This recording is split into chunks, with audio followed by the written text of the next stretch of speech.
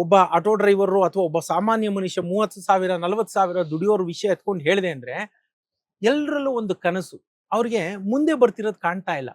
2030 35 30 ಬೇಡ, ಇವತ್ತಿನ ದಿನದಲ್ಲೇ, ಇವತ್ತಿನ ದಿನ ಯಾರು ಪಾಸ್ ಔಟ್ ಆಗಿದ್ದಾರೆ ಇಂಜಿನಿಯರ್ಸ್ 1,00,000 ಜನ ಇದ್ರೆ ಅದ್ರಲ್ಲಿ 5,000 ಜನಕ್ಕೂ ಕೆಲಸ ಸಿಗ್ತಾ ಇಲ್ಲ. ಇದು ಸತ್ಯ ಆಯ್ತಾ. ಇಂಜಿನಿಯರ್ಗಳು 15,000 20,000ಕ್ಕೆ ಕೆಲಸ ಮಾಡ್ತಾ ಇದ್ದಾರೆ. ಬೇಕಾದಷ್ಟು ಜನ ನೀವು ನೋಡ್ಬೋದು. ಬಹಳಷ್ಟು ಜನ ಓಲಾ ಊಬರ್ ಹೊಡಿತಾರೆ ಇವತ್ತು. ಯಾಕೆಂದ್ರೆ ಬೇರೆ ವಿಧಿ ಇಲ್ಲ ಅನ್ನೋ ಒಂದು ಕಾರಣಕ್ಕೋಸ್ಕರ ಅವರು ಮಾಡ್ತಾ ಇದ್ದಾರೆ ಈ ಕೆಲಸಗಳನ್ನ. ತಪ್ಪು ಅಂತ ಹೇಳ್ತಿಲ್ಲ ನಾನು, ಆದ್ರೆ ನಾನು ಹೇಳೋದು ಇಷ್ಟೇ, ರಿಟರ್ನ್ ಆನ್ ಇನ್ವೆಸ್ಟ್ಮೆಂಟ್. ನೀವು ನಿಮ್ಮ ಮಕ್ಕಳನ್ನ ಓದ್ಸಕ್ಕೆ 50 ಲಕ್ಷ 30 ಲಕ್ಷ ಖರ್ಚು ಮಾಡಿದ್ರಿ, ಅದ್ರ ಬದಲು ನೀವು ಆತನ ಬೇರೆ ಯಾವ್ದಾರ ಒಂದು ವೃತ್ತಿ, ಕೈ ಕೆಲಸ ಅಂತ ಏನ್ ಹೇಳ್ತೀವಿ, ಅದರಲ್ಲೇ ನೀವು ತೊಡಗಿಸ್ಬಿಟ್ಟಿದ್ರೆ, ಫಾರ್ ಎಕ್ಸಾಂಪಲ್ ಎಲೆಕ್ಟ್ರಿಷಿಯನ್, ಪ್ಲಂಬರ್, ಬರೀ ಈ ತರದ ಕೆಲಸಗಳು ಆತ ಏನಾನ ಮಾಡ್ಕೊಂಡ್ ಬಂದಿದ್ರೆ ಇವತ್ತು ತುಂಬಾ ಅವಶ್ಯಕತೆ ಇದೆ. ನೀವು ನೋಡಿ ನಿಮ್ಮ ಮನೇಲಿ ಏನಾನ ಒಂದು ಸಣ್ಣದು ಏನಾನ ಆಯ್ತು ಅಂದ್ರೆ ಕರೆದ್ರೆ 3 ದಿನ ಆದ್ರೂ ಒಬ್ಬ ಎಲೆಕ್ಟ್ರಿಷಿಯನ್ ಬರಲ್ಲ. ಬಂದ್ರು 1,000 ರೂಪಾಯಿ ಕೇಳ್ತಾನೆ. ಮೈಸೂರು ಅಂತ ನಗರದಲ್ಲಿ, ಬೆಂಗಳೂರಲ್ಲಿ ಎಷ್ಟು ಕೇಳ್ತಿದಾರೋ ಗೊತ್ತಿಲ್ಲ ನನಗೀಗ.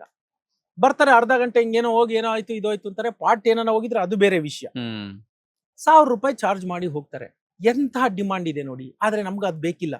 ನಾವ್ ಇನ್ನೂ ಹಳೇ ಕಾಲದಲ್ಲಿ ಇಂಜಿನಿಯರ್